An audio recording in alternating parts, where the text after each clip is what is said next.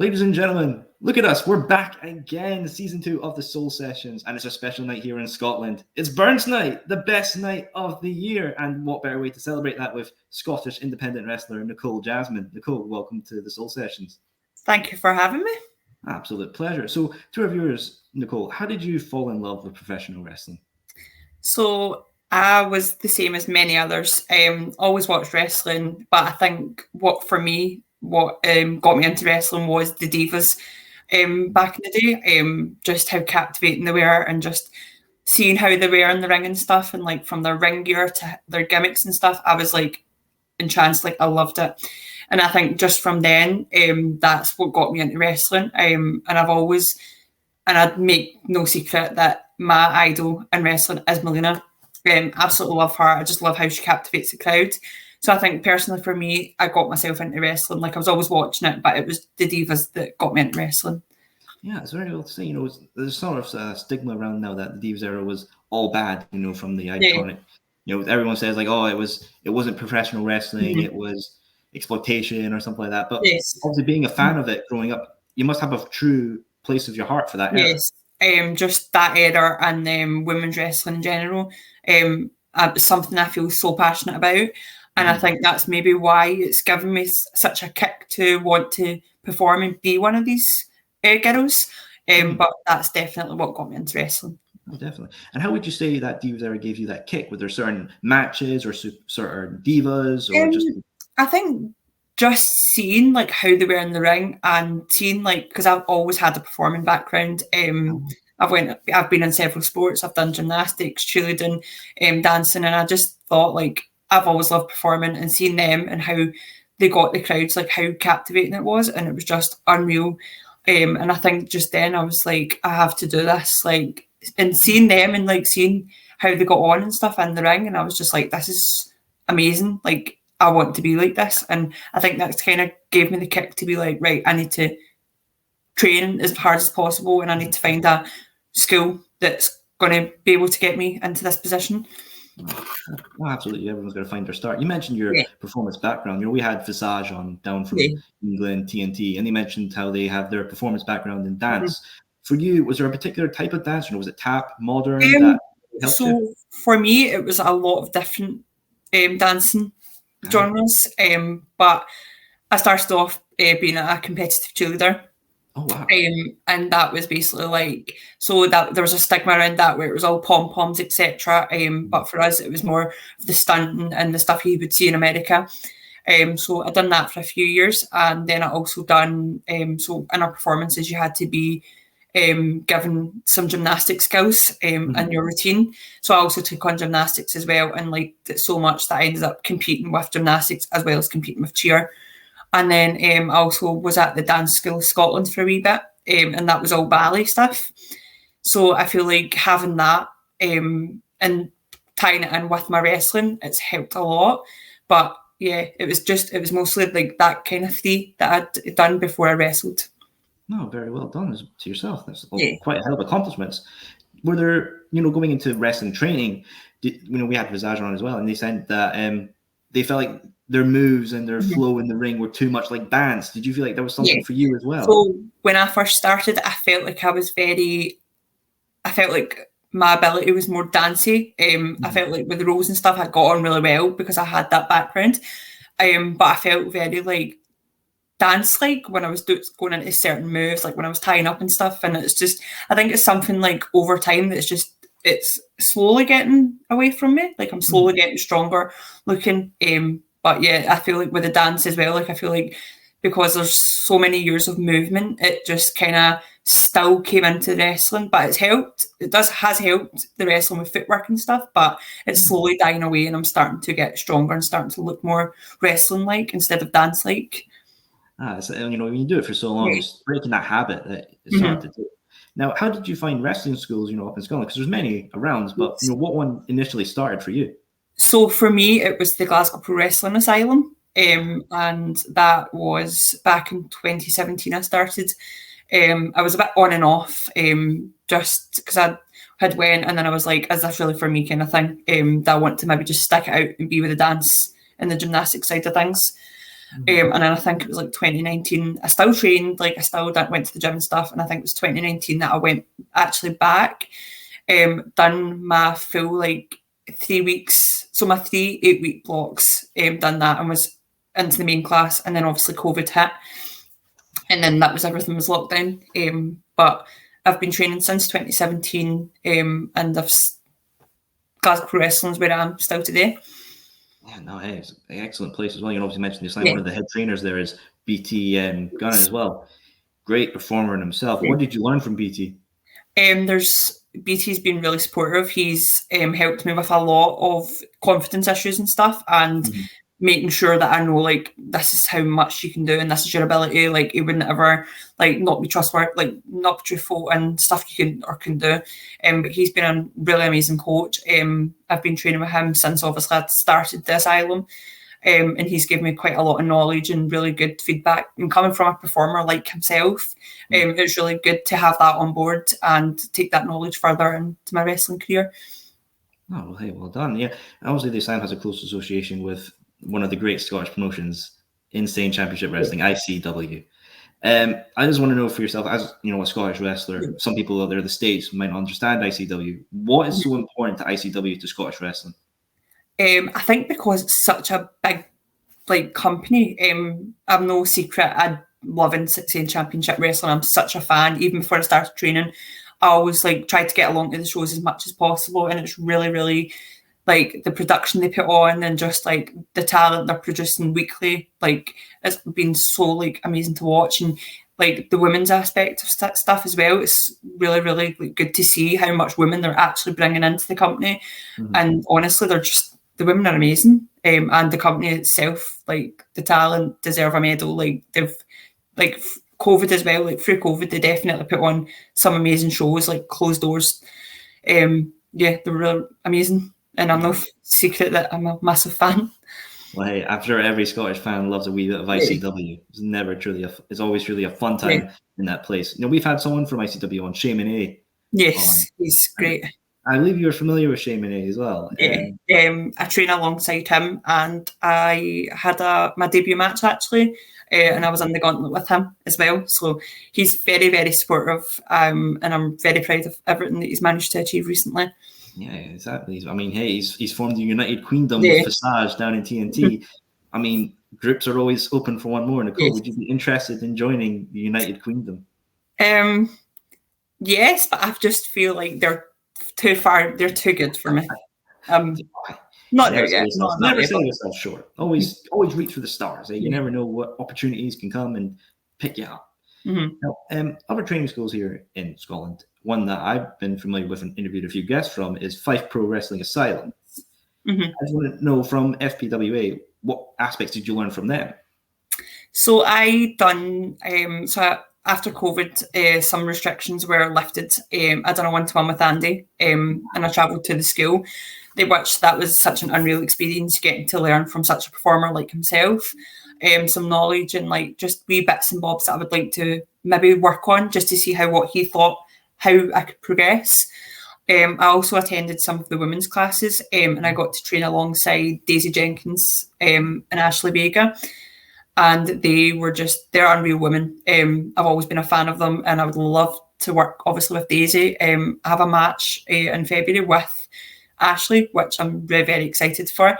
But I'd definitely love to work Daisy. Like she's one of those girls that it's just so captivating when you see her in the ring, and just her movesets and stuff, like it's amazing.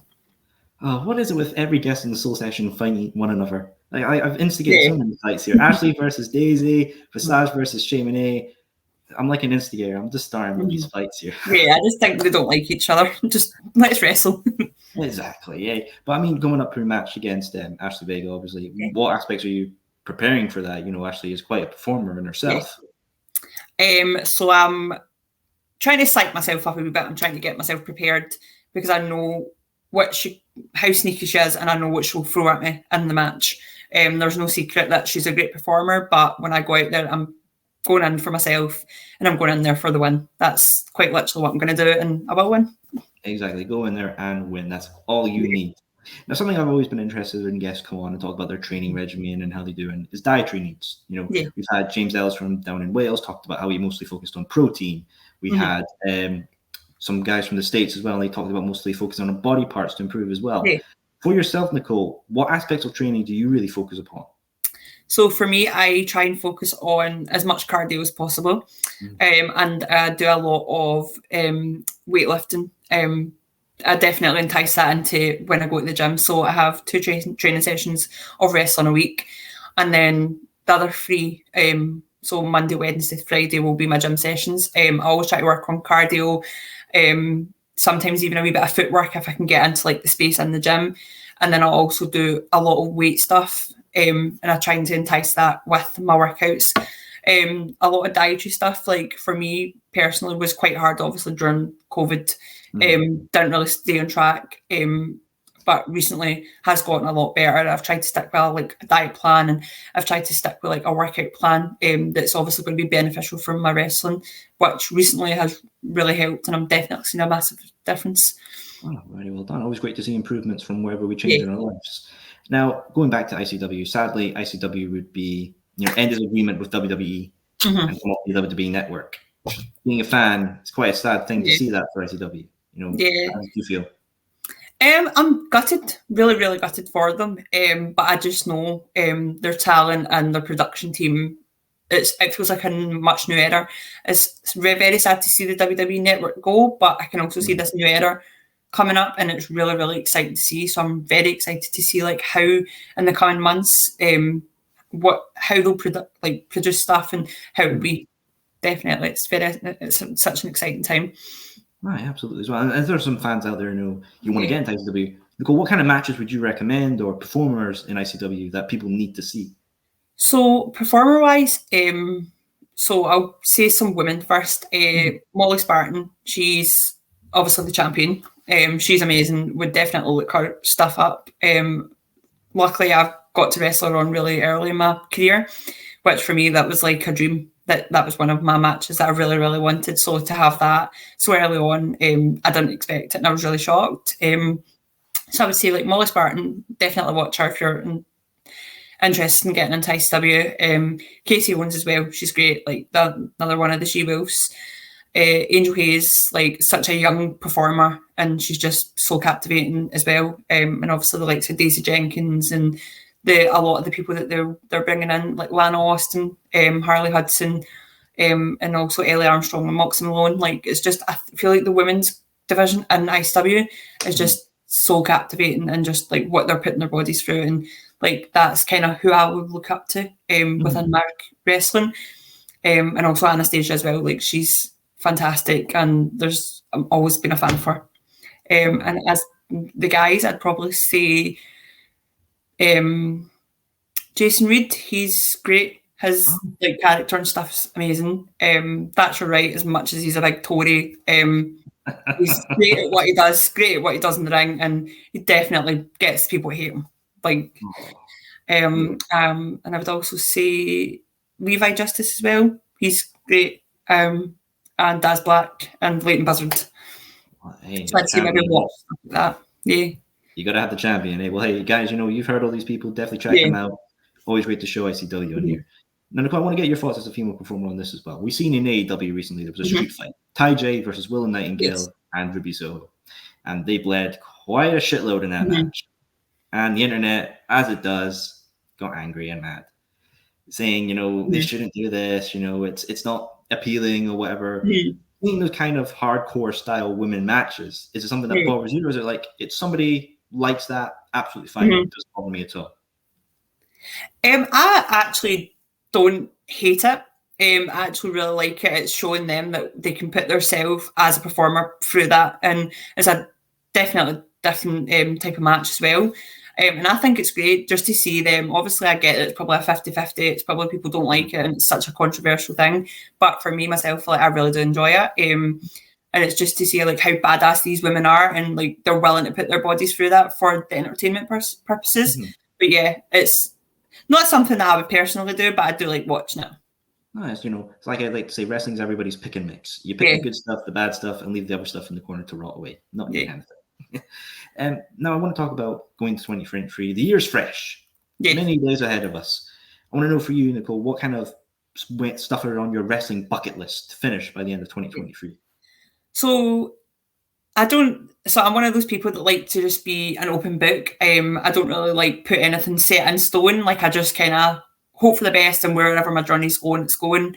But for me, I'd love to wrestle in a lot more promotions all over Scotland, get to work with some amazing women, as always, have lots of different types of matches. And I think I'm just to be content. 2022, like, was no word of a lie. Like, that was amazing. I went into there, like, that year, I didn't expect anything. I didn't even expect to debut. I was just so happy to still be training, still to be, like, going to shows and stuff, like, really happy. And then May came around, and it was just, like, insane. I got to debut in somewhere that I've trained for a good number of months, and that was obviously Iron Girders. But I just feel like 2023 is more of a year of showing people that I'm coming out my shell, and I'm going to try and come out my comfort zone a lot more with stuff that I wouldn't necessarily have done prior to this. But yeah, I'm just very happy to be actually getting to wrestle, and the amount of opportunities that's actually came to me. It's been fantastic, and I'm still very like, is this happening for me? But yeah, it's been amazing. Still in the honeymoon phase. Yeah. Like, holy shit, this is what I'm doing for a living. But you're doing well, Nicole. Honestly, be proud of yourself for what you've done so far in your career. Now, you mentioned the Iron Girders as well. It's always been a place that's really fascinated me. It really looks really hard hitting, hard working. For our viewers who maybe not familiar with the Iron Girders training facility, what is the Iron Girders? So Iron Girders is a gym by wrestlers for wrestlers. It's a gym, and it also holds its own wrestling shows, and that's been going on since last year. Luckily, obviously, as I said, I've made my debut in May on the 28th, and I also had my first tag match there, and I tagged with Shamini against Leon Graves and Anastasia, and that was a great match. Just to see, like, getting to work with Shay as well, like, he was amazing during the whole process of planning, and also getting to wrestle two people that I've trained with, and I know how basically their abilities are, and obviously, like, it was just amazing. But Girders is an amazing place to train. The coaches there are very understanding, and there's so many different coaches that you can get a lot of different bits of knowledge from each and every one of them, because they've all had different sort of wrestling careers and stuff. But yeah, Girders is definitely a place that if anyone would try and get along to, definitely go.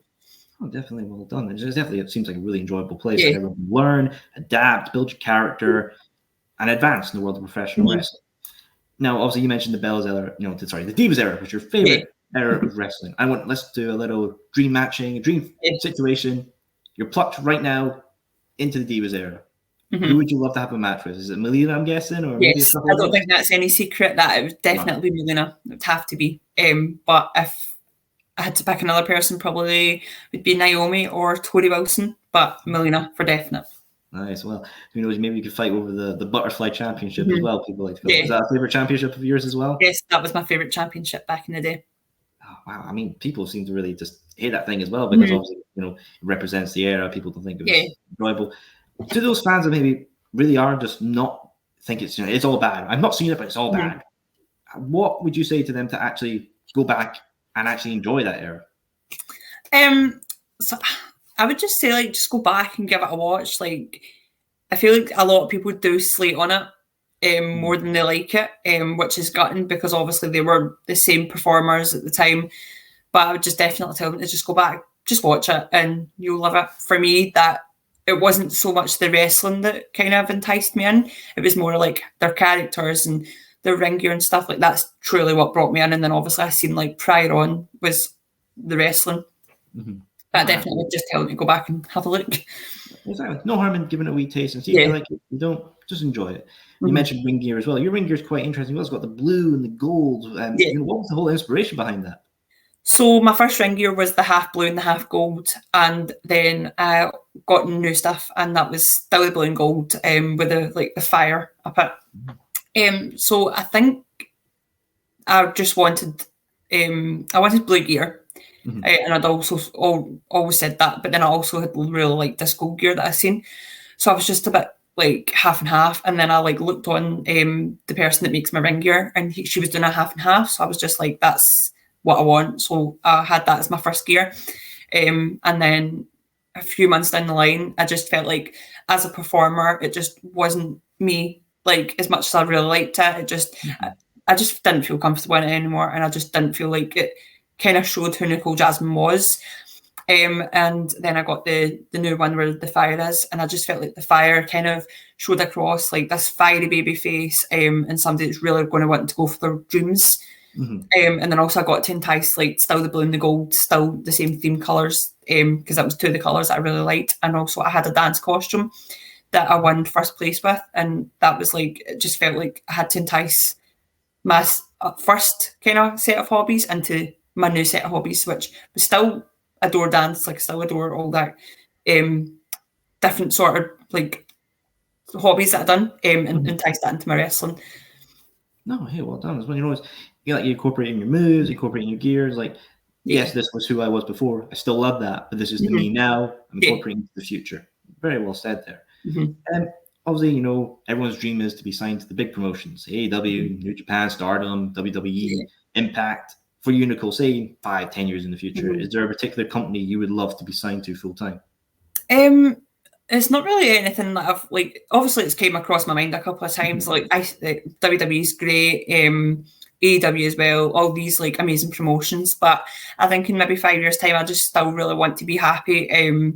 And obviously, I want to rest as much as possible. But I think for me, it's more trying to stay very like independent and stay with like all these different wee companies. But I just if it came, like I wouldn't not say no to the opportunity. But for me myself, it's not something that I'd ever really thought about doing. I just felt like I just love wrestling. I would just love to be here, there, and everywhere. But if it definitely arose, then I would definitely take the chance.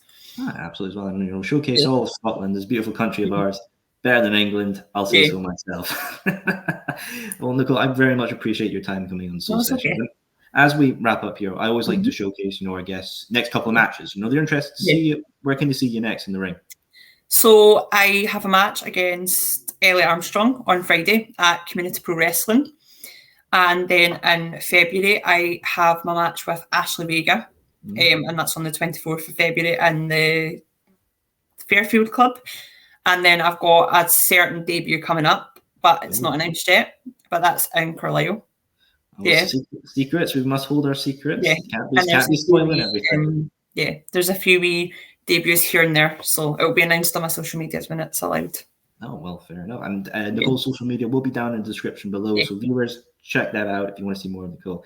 I mean, you versus Ashley Vega. I mean, I can't pick one of you now. You're both guests of the show. You know, you're both fans of the show, man. I can't do that to me. Well, Nicole, I very much appreciate you coming on the show. You know, all our viewers, you know, it's been great checking out the Soul Sessions. Remember, check out Wrestling Republic for all your wrestling needs. I've been your host, Soul. That's been Nicole Jasmin. Thank you very much, and happy Burnside, everybody.